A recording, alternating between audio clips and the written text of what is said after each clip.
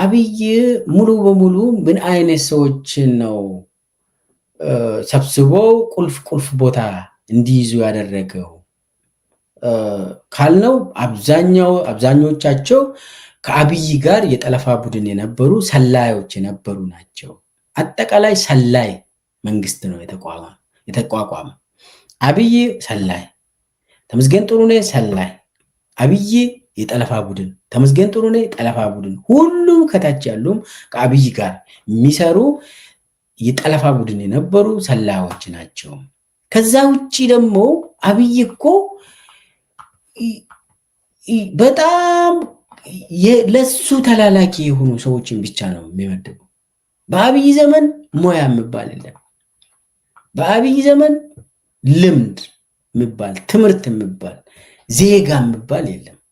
አብይ ጋር ግንኙነት ከሌለ የሱ ተላላኪ ሆነ ካላገለገልክ ሰላይ ሆነ ካልመሰከርከው የተመሰከረለት ሰላይ ካልሆንክ አትመደብም።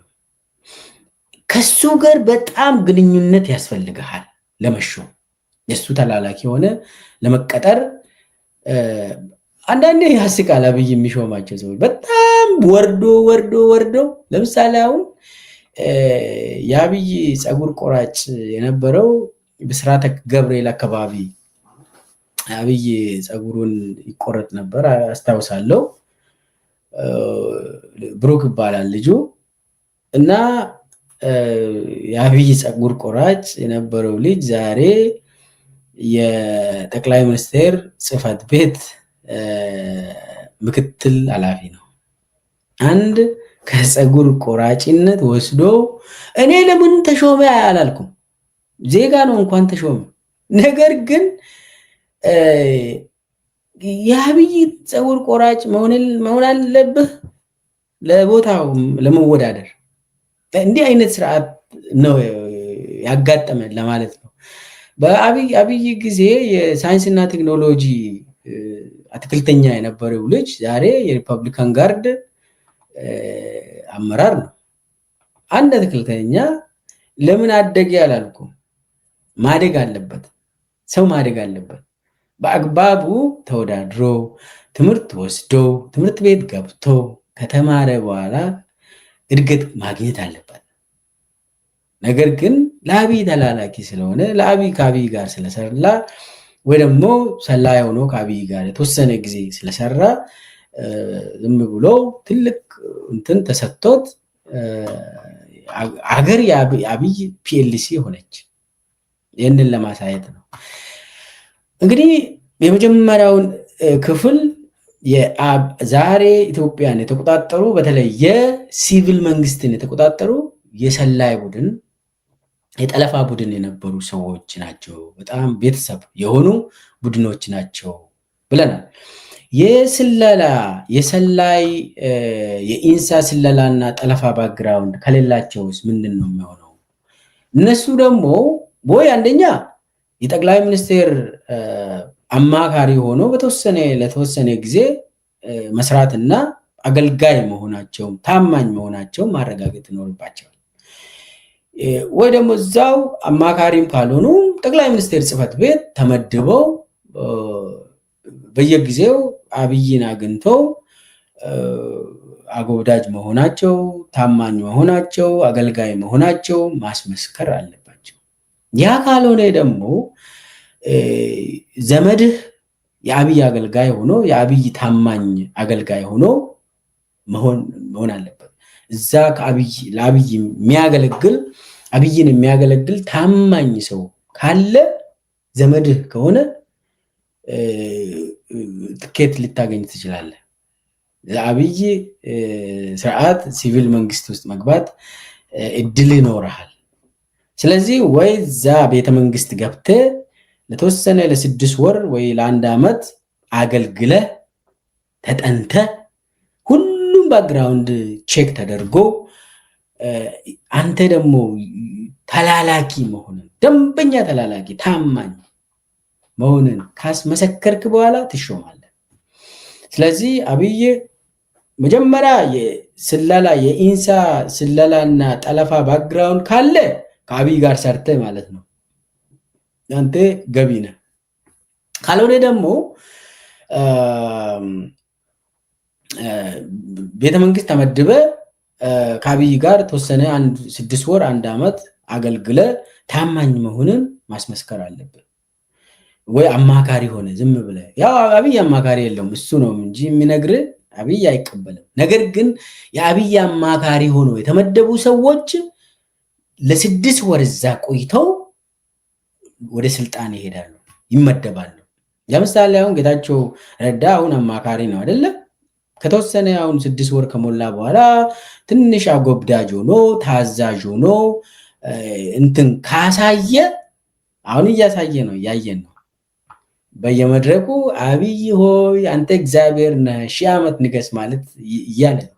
ስለዚህ ጌታቸው ረዳ የመመደቡ እንትኑ ከፍ እያለ ነው፣ እያስመሰከረ ነው።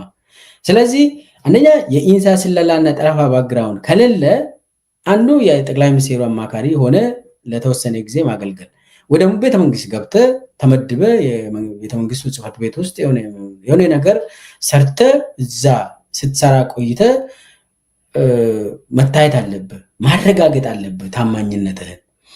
ያ ካልሆነ ደግሞ ዘመዶች እዛ የሚሰሩ ከሆኑ ከአብይ ጋር የሚሰሩ ሰዎች ከሆኑ ዋስትና ይሰጣሉ፣ ትመደባለህ። እነኚህ እነማን ናቸው? የኢንሳ ስለላና ጠለፋ ባክግራውንድ ቴክኖሎጂ ጠለፋ ባክግራውንድ የሌላቸው ሰዎች እነማን ናቸው ለምለው፣ አንደኛ ሽመልስ አብዲሳ። ያው ሽመልስ አብዲሳን ታውቃላችሁ። እሱ ዛሬ የኦሮሚያ ፕሬዝዳንት ነው፣ ርዕሰ መስተዳድሩ ነው። መጀመሪያ የአብይ የጠቅላይ ሚኒስቴሩ ቺፍ ኦፍ ስታፍ ሆኖ ተመደበ። እዛ በደንብ እንትን ተደርጎ ታይቶ በጣም አገልጋይ መሆኑ ታማኝ መሆኑ ከተረጋገጠ በኋላ ኦሮሚያ ላይ ፕሬዝዳንት ሆኖ ተመደበ። ባይዘው የሽመልስ በጣም ለየት ይላል። በኦሮሚያ አብይ ኦሮሚያ ላይ በነበረበት ጊዜም የአብይ ምክትል ሆኖ ነው ሲያገለግል የነበረው ሽመልስ። የኦሮሚያ ቤቶች ከተማ ልማትና ቤቶች ልማት የከተማ ልማትና ቤቶች ቢሮ ኃላፊ በነበረበት ጊዜ አብይ የሱ ምክትል ሆኖ ሲያገለግሉ የነበሩ አንዱ ወርቁ ጋቻና፣ 2 ሽመልስ አብዲሳ። ዛሬ ወርቁ ጋቻና የተላለ ቅድም ተናግሬያለሁ። ሽመልስ አብዲሳ ደግሞ ዛሬ የኦሮሚያ ክልል ርዕሰ መስተዳድር ነው እና ተፈትኗል።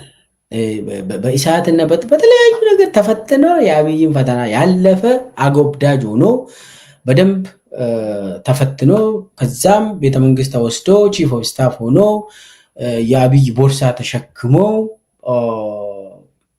በቃ የተረጋገጠለት ሰው ስለሆነ ተመደበ። ሌላው ጠቅላይ ሚኒስትር ጽሕፈት ቤት አማካሪ ሆኖ ከዛ አጎብዳጅ ሆኖ ከተመሰከረለት በኋላ የተመደበው ሬድዋን ሁሴን ነው። ሬድዋን ሁሴን ዛሬ ብሔራዊ ደህንነት ዋና ዳይሬክተር ነው።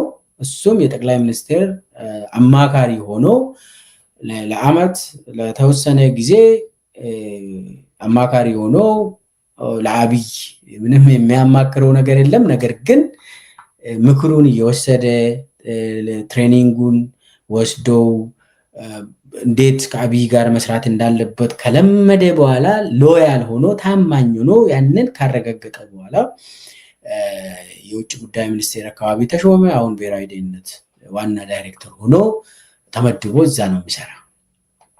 ሌላው አረጋ ከበደ ነው። አረጋ ከበደ ደግሞ ታውቃላችሁ፣ የአብይ ተላላኪ የሆነው የአማራ ክልል ርዕሰ መስተዳድር ነው። አረጋ ከበደ እንዴት ነው አብይ አማራ ክልል ላይ የሾመው ብሎ ሰው በጣም ጥያቄ ይጠይቃል። ምንድነው የአብይ ግንኙነት የአብይና የአረጋ ከበደን ምንድነው የሚያስተሳስራቸው ብሎ ብዙ ሰው ይጠይቃል። ዋናው ነገር የአረጋ ከበደ ተመስገን ጥሩነህ ነው። ተመስገን ጥሩነህ የአብይ ታማኝ አገልጋይ ስለሆነ የተመስገን ጥሩነህና የአብይን ግንኙነት በጣም ተነጋግረናል። የአረጋ ከበደ በጣም ቅርብ ዘመድ ነው ተመስገን ጥሩነህ። ስለዚህ የአንድ ሰፈር ልጆች ናቸው። የአንድ ሰፈር ልጆች ስለሆኑ ዘመድም ናቸው፣ የስጋ ዘመድ ነው እና አረጋ ከበደ ዋስትናው ተመስገን ጥሩነህ ነው። አረጋን እዛ ያደረገው ተመስገን ጥሩነህ ነው። ስለዚህ በተመስገን ጥሩነህ በኩል ማረጋገጫ ተሰጥቶት አረጋ ከበደ የአብይ ተላላኪ ሆኖ አማራ ክልል ላይ ተሾመ። ስለዚህ የዘመድ አዝማድ ስርዓት ነው። አዎ ተመስገን ጥሩነህ ነው እዛ ላይ የመደበው። ስለዚህ ተመስገን ጥሩነህ ደግሞ ይሄ በዘመድ በኩል ነው የተሾመው። ሌላው ማሞ ምህረቱ ነው። ማሞ ምህረቱ ያው የብሔራዊ ባንክ የነበረው አሁን የተነሳው ከዛ የተነሳው ኢትዮጵያ ላይ እንግዲህ የኢትዮጵያን ኢኮኖሚ ከአብይ ጋር ለውጭ እንትን ኃይል የሸጡ ሰዎች ውስጥ ነው። እሱም መጀመሪያ ከውጭ ሀገር ካስመጣ በኋላ ማሞ ምህረቱ እና ኢዮብ ተካልኝ አንድ ላይ ነው ከወርልድ ባንክ አይኤምኤፍ ከውጭ ሀገር ያስገባው። አብይ ካስገባ በኋላ ምንድን ነው ያደረገው? ማሞ ምህረቱንም ኢዮብ ተካልኝ አሁን የብሔራዊ ባንክ ዋና ገዢ የሆነው ኢዮብ ተካልኝ ሁለቱም ስመጡ የአብይ አማካሪ ሆኖ ተመደቡ ቤተመንግስት። ምን ማለት ነው? አብይ አማካሪ ማለት የፈተና ጊዜ ነው። ሰው የአብይ አማካሪ ሆኖ ሲመደብ የጥሞና ጊዜ ነው። አብይን የምትማርበት ዘመን ነው፣ ጊዜ ነው። አብይን ተረድተ እንዴት ታማኝ መሆን እንዳለብህ፣ የእሱን እግር እንዴት መሳም እንዳለብህ፣ እንዴት የእሱ ተላላኪ መሆን እንዳለብህ፣ የእሱን እግር ጣቢን መጠጣት ካለብህ እንዴት መጠጣት እንዳለብህ የምትማርበት ጊዜ ነው አማካሪ የምትባለው። ኢዮብ ተካልኝም ማሞ ምህረቱም የአብይ አማካሪ ሆኖ ነው መጀመሪያ የተሾሙት። ከዛ አማካሪ ሆኖ ከታዩ በኋላ በጣም ቆንጆ ተላላኪ ናቸው። በቃ በደንብ ማረስ እንችልበታለን፣ በሬ እንደ በሬ በጣም ይሄ ምንድነው ቀጥ ብሎ የሚያርስ በሬ። እንደዛ ከሆኑ በኋላ ነው የሚሾሙት እና ማሞ ምህረቱም የጠቅላይ ሚኒስቴሩ አድቫይዘር ሆኖ አማካሪ ሆኖ ተሾመ። በኋላ ትንሽ ታይቶ ከአንድ ዓመት በኋላ ብሔራዊ ደህንነት ገዢ ሆኖ ተመደበ። ማሞ ምህረቱም ተመሳሳይ ነው። መጀመሪያ የጠቅላይ ሚኒስቴር አማካሪ የኢኮኖሚ አማካሪ ተደረገ። በኋላ ደግሞ እንዳውም ምንድነው የኢንቨስትመንት ሆልዲንግ ሚኒስቴር ዴታ ሆነ። ከዛ በኋላ ፋይናንስ ሚኒስቴር ዴታ አህመድ ሺዴ ስር ሆኖ እንዲሰራ ተደረገ። አሁን ብሔራዊ ባንክ ገዢ ነው የሆነው። አዲሱ አረጋም በተመሳሳይ መልክ ዛሬ የግብርና ሚኒስቴር ሆኖ የተሾመው መጀመሪያ ያው በኦሮሚያ በነበረበት ጊዜም ተላላኪ ሆኖ በጣም አጎብዳጅ ሆኖ ካሳየ በኋላ የመጨረሻ ደግሞ ትምህርቱን አልጨረሰም ተብሎ ቤተመንግስት የአብይ እንትን ተደርጎ አማካሪ ሳይሆን እንዲማር የአብይ ትምህርት ቤት እንዲገባ ተደርጎ ቤተመንግስት ገብቶ እንዲማር ተደረገ።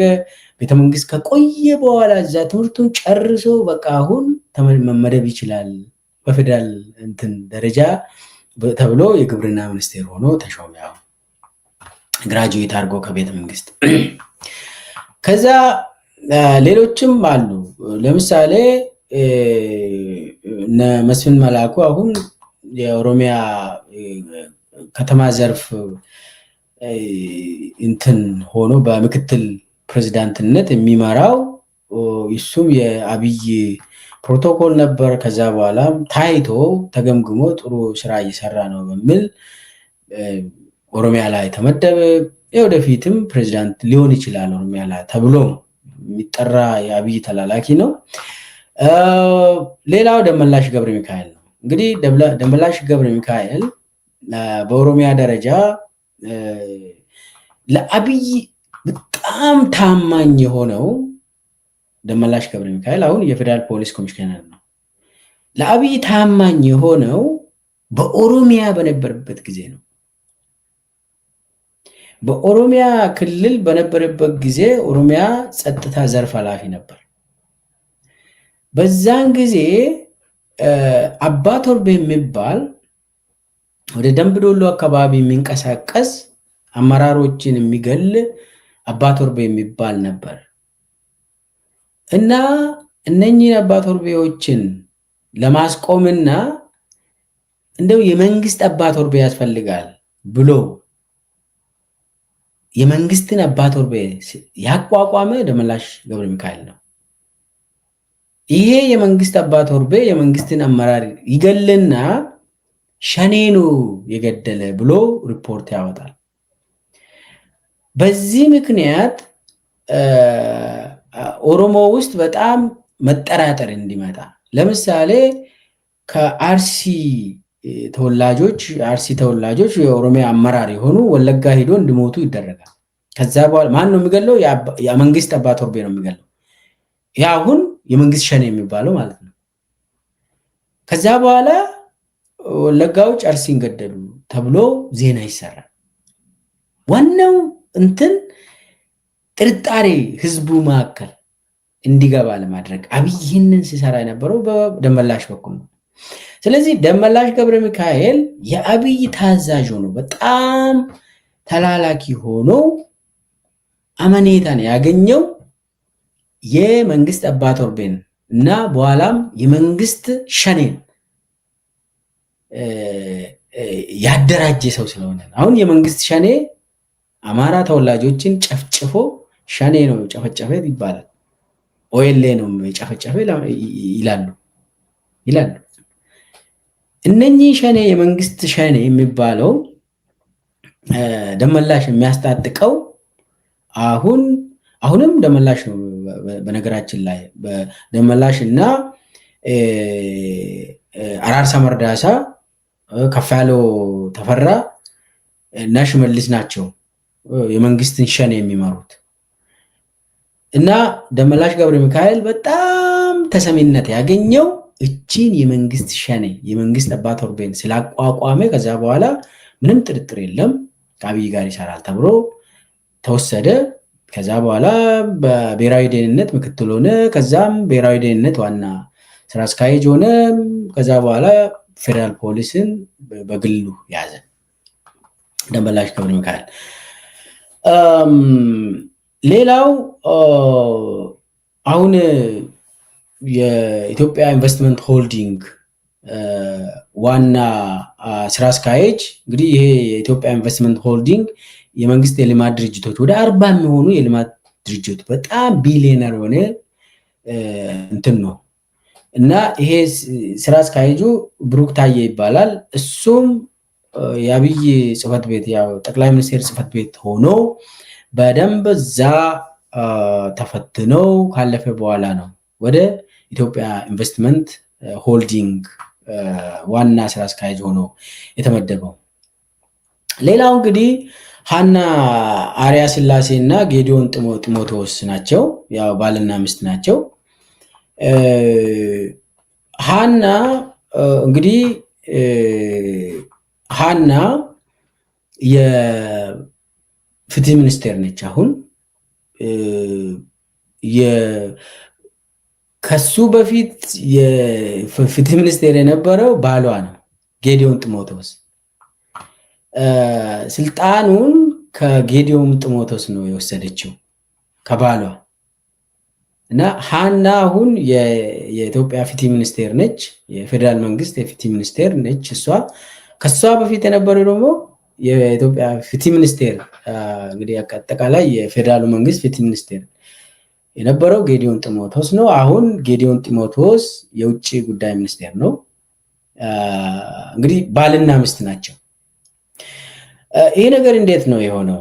ባልና ሚስት እንዴት አንዱ የውጭ ጉዳይ ሚኒስቴር አንዱ ደግሞ ፍትህ ሚኒስቴር እንዴት ሆነ? አንዱ ስልጣን ርክክብ ሲያካሂዱ የቤተሰብ ርክክብ ነው ያደረጉት አለው እና እንደው ስልጣን ርክክብ ከባል ወደ ሚስት ሲተላለፍ በኢትዮጵያ ታሪክ እኔ እንጃ ይሄ እንዴት ሆነ ለምለው እንግዲህ ሐና አርያ ስላሴ የዮዳሄ አርያ ስላሴ እህት ነች። ዮዳሄ አርያ ስላሴ ቅድም እንዳልኩ የኢንሳ ምክትል ዳይሬክተር ነው። ሐና ደግሞ ዛሬ የፍትህ ሚኒስቴር ነች። ሐና ከዛም በፊትም ብዙ ለምሳሌ የኢትዮጵያ ፖስታል ሰርቪስ ስራ አስኪያጅ ሆናለች። ኢትዮጵያ ኢንቨስትመንት ኮሚሽነርም ሆናለች። ዞሮ ዞሮ ግን ሐና የመጣችው በወንድሟ በዮዳሄ በኩል ነው። ዮዳሄ አርያ ስላሴ የኢንሳ ምክትል ዳይሬክተር ነው። ከአብይ ጋር ኢንሳ ስር ሆኖ ሰርቷል ከዛም በፊት። ስለዚህ በሷ በኩል ደግሞ በሐና በኩል ደግሞ ጌዲዮን ጢሞቴዎስ አሁን ስልጣን ይዞ ጌዲዮን ጢሞቴዎስ የፍትህ ሚኒስቴር ሆኖ ተሾመ።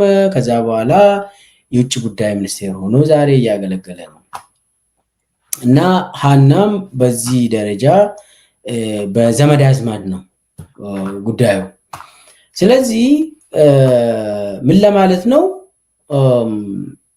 ወይ የኢንሳ ጠለፋ ቡድን የስለላ ቡድን ሆኖ ማገልገል፣ ያ ካልሆነ ደግሞ ጠቅላይ ሚኒስቴር ጽሕፈት ቤት ተመድበ ለ6 ወር ስልጠና ወስደ አማካሪ ይባላል። እዛ ስራ ሰርተ አሳይተ ሎያሊቲን ካረጋገጥክ በኋላ ትመደባለ።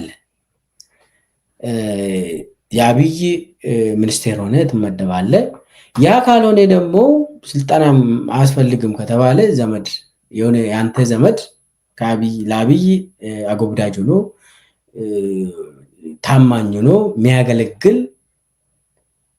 ዘመድ መኖር ይገባል። ዘመድ ቀጥታ ዘመድ ነው፣ የስጋ ዘመድ ካልሆነ አብይ እንትና አይሾምም። ለምሳሌ አረጋ ከበደ የተመስገን ጥሩነህ የስጋ ዘመድ ስለሆነ ነው እንጂ ዝም ተብሎ ጓደኛዬ ነው ምናምን ስለብባል አብይ አይቀበልም። እነ ሐናም የገቡት እኮ እነ ጌዲዮን ጢሞቴዎስም የገቡት በጣም ስጋ ዘመድ ስለሆኑ ነው አብሮ በቤተሰብ ደረጃ የተሾሙት። ወይ የስለላ አካል መሆን አለብህ ወይ ደግሞ ስለላ ውስጥ አብሮ የሰሩ ሰዎች ዘመድ አዝማድ መሆን አለብህ ወይ ደግሞ ቤተመንግስት ገብተህ ስልጠና ወስደህ የአብይ ተላላኪ ሆነ ተፈትነ ፈተናውን አልፈ ነው የአብይ ጠለፋ ቡድን ውስጥ የምትገባ። ያው መንግስትን መጥለፍ ነው የአብይ ጉዳይ። የመጨረሻው ክፍል ውስጥ እንግዲህ ማሳጠራለሁ። የመጨረሻው ክፍል የአብይ ሹመት ለምሳሌ በጸጥታ ዘርፍ አካባቢ እንዴት ነው የሚሾመው? በተለይ መከላከያ እና የክልል ፖሊስ ዘርፍ ላይ የሚሾሙ ሰዎች ምን አይነት ሰዎች ናቸው? ምንድነው መስፈርቱ ለምለው ጥያቄ መከላከያ ላይ ሹመት የሚሰጠው አብይ ሚኒቃቸው ሰዎችን ነው የሚሾመው። በጣም ከሱ የወረደ ሰው ብቻ ነው የሚሾመው። ልብ በሉ። አብይን የሚበልጡ ወይ ደግሞ ከሱ ጋር የሚፎካከሩ የመከላከያ ሙያ ያላቸው ይባረራሉ ወይ ደግሞ ከቢሮ እንዳይወጡ ይደረጋል። ሹመት የሚሰጣቸው ኃላፊ የሚሆኑ ለታማጆር ሹም ሆኖ ፊልድ ማርሻል፣ ኦፕሬሽን ኃላፊ፣ እዝን የሚመሩ ሰዎች በጣም ሲኒየር ቦታ የሚሰጣቸው የመከላከያ ጸጥታ ዘርፍ ኃላፊዎች አብይ የሚንቃቸው ነው የሚሾመው። ባለፈው ለምሳሌ ይሰድባል፣ ሰብሰብ አድርጎ ያንቋሽሻል። እነኚህ የሚያንቋሽሸውን የሚሰድበውን የሚንቀውን ነው የሚመድበው መከላከያ ላይ፣ ፖሊስ ላይም እንደዛ። ለዛም ነው መከላከያ ሰራዊት እኮ ሞራል የለውም፣ አባላቱም ሞራል የለውም፣ አመራሩም ሞራል የለውም። የሚንቃቸውን ሰዎችን ነው የሚመድበው፣ የሚሰድባቸውን ሰዎችን ነው የሚመድበው አብይ። ከዛ ውጭ ሌላ በተለይ ደግሞ በፖሊስ አካባቢ በሚሊሻ አካባቢ የሚሾማቸው ደግሞ በጣም ወንጀለኛ፣ ወንጀላቸው በጣም ከባድ የሆነ በጣም አረመኔ የሆኑ ሰዎችን ነው የሚመድበው። በፖሊስ በሚሊሻ አመራር አካባቢ አብይ የሚመድባቸው በአማራ ክልልም በኦሮሚያ ክልልም በሲዳማም በሶማሌ ክልል አፋርም በሁሉም ቦታ የሚመድባቸው በጣም አረመኔ የሆኑ በጣም ወንጀላቸው በጣም ከባድ የሆነ አመራሮችን ነው የሚመድበው እዛ አካባቢ ጸጥታ አካባቢ። ለምን አብይ በጣም ሰው ወንጀለኛ ከሆነ በጣም አረመኔ የሆነ ብዙ ሰው ገሏል ከሆነ ታማኝ ሆኖ ይቀጥላል። እኔን አይክድኝም፣ እኔን አገልጋይ ሆኖ ያለኔ ከኔ ውጪ ያው እንትኑ ይታወቃል፣ እሱ ከሌለ እኔም የለውም ብሎ የሚያስብ ሰው ነው የሚመድበው።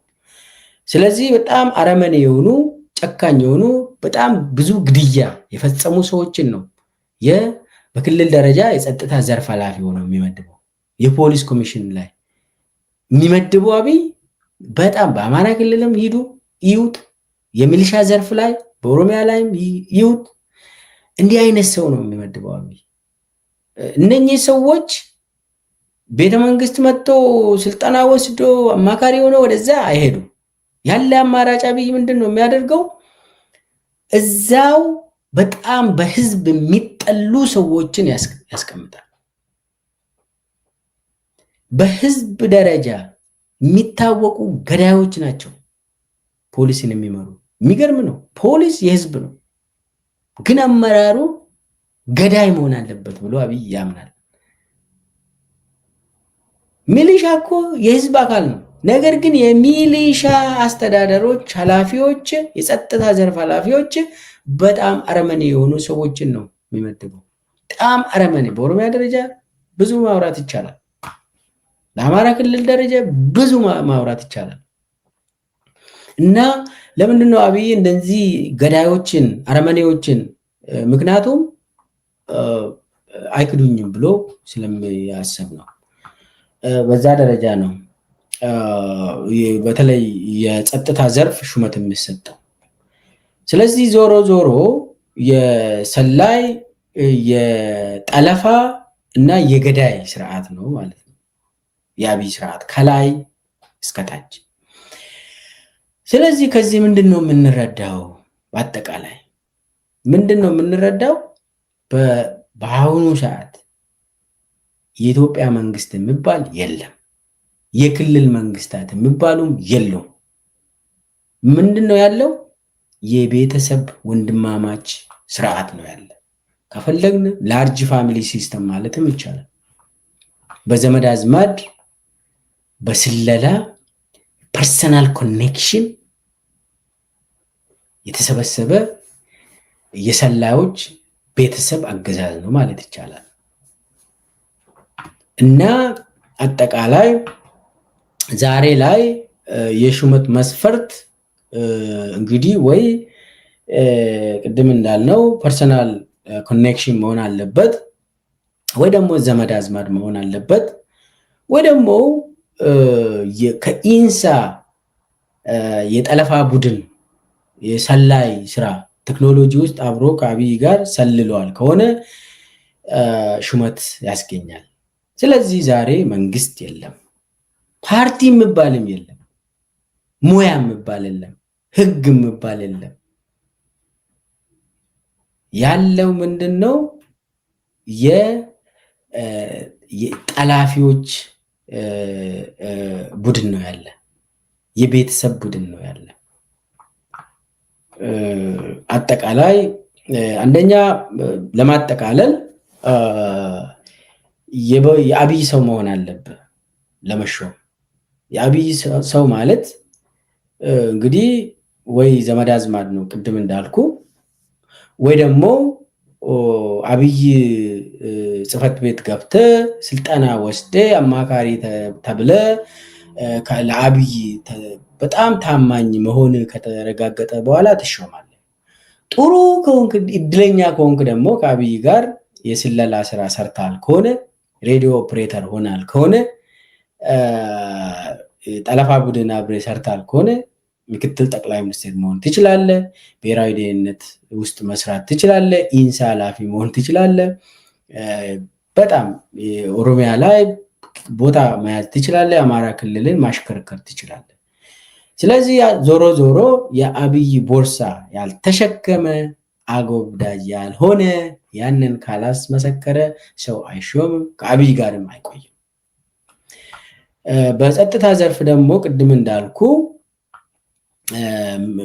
የተናቀ ሰው በአብይ ምንቃቸውን በቀላሉ የሚያባራቸውን በጣም የሚሰድባቸውን ነው የሚሾመው የሚያሳድገው። በተለይ ደግሞ በክልል ደረጃ በጣም ወንጀለኛ የሆኑ በጣም ከባድ ወንጀል የፈጸሙ ሰዎች ናቸው በጸጥታ ዘርፍ የሚሾሙት። ይሄ ነው እንግዲህ የአብይ ስርዓት ማለት። ሰዎች ለምሳሌ ሴቶች ሲሾሙ ምንድነው ክራይቴሪያው ብለው ብዙ ያወራሉ። ግን እኔ ለኢትዮጵያ ሕዝብ ክብር ሲባል አብይ እንዴት ሴቶችን እንደሚሾም አላወራም። አዝናለሁ ይህንን ቃል ራሱ ለመጠቀም እሱን ብዙ ኮሜንት አላደርግም። አጠቃላይ የኢትዮጵያ መንግስት በክልልም ይሁን በፌደራል ደረጃ ያለው የአብይ ፒኤልሲ ሆኗል ለማለት ነው። መፍትሄውስ ምንድን ነው የሚለው ትግል ነው። አንድ ላይ ሆነው ሁሉም ሰው ተባብሮ ከጫፍ እስከ ጫፍ ከዳር እስከ ዳር ሳንከፋፈል አንድ ሆነን ይህንን በጣም አስከፊ የሆነ የሰላይ ቡድን መገርሰስ ነው። አሁን ተዳክመዋል። ለምን? ሙያን መሰረት ያደረገ ስላልሆነ የተሰበሰበው የፋሚሊ ላርጅ ፋሚሊ ስርዓት ስለሆነ ገዢ ቡድኑ ይታወቃል። የት እንደነበሩ አብሮ የሰሩ ጓደኛሞች ስለሆኑ ሙያ ስለሌላቸው ኤክስፒሪየንስም ስለሌላቸው ምንም ባክግራውንድ ስለሌላቸው ይሄ በቀላሉ የተፈረካከሰ ነው። ስለዚህ የህዝብ ትግል ያሸንፋል። ዋናው ነገር ግን አንድ ሆነን መቆም ነው። አንድ ሆነን መታገል ነው። የኢትዮጵያ ጦርነት ይብቃን። ፍትህ ያስፈልጋል። አዎ ያስፈልገናል። ፍትህ ለኢትዮጵያ ህዝብ ያስፈልጋል፣ የግድ ነው። ስለዚህ ይህንን ስርዓት ማሸነፍ ምንም አማራጭ የሌለ ጉዳይ ስለሆነ አንድ ሆኖ ሁሉም በአንድነት በሚችለው ተረባርቦ አስተዋጽኦ አድርጎ ይህንን ግለሰብ እና በጣም አደገኛ የሆነ የአብይ ሰው አብይን ማንሳት፣ ከዛ በኋላ ሌላው ምንም ብዙ የሚያስቸግር አይደለም። አንድ ሆነን ከቆም ነው አብይ ብዙ የሚቆይበት እንትን የለውም። አንድ ሆነን ጊዜው አሁን ነው መነሳት። መንግስት ውስጥ ያለም የአብይ ተላላኪ የሆኑም ጊዜያቸውን ጨርሷል። ወደ ከህዝብ ጋር መቆም ነው። ጊዜው አልቋል። እንግዲህ ከኢንሳ ጠለፋ ቡድን ወደ መንግስት መጥለፍ የሰላዮች ስብስብ ወይ የሰላዮች ቤተሰብ አገዛዝ ሲጋለጥ ብዬ ያቀረብኩትን የቀረብኩትን በዚሁ አጠናቃለሁ። እስከ መጨረሻ ስላዳመጣችሁኝ ከልብ አመሰግናለሁ። ሰላም ሁኑ።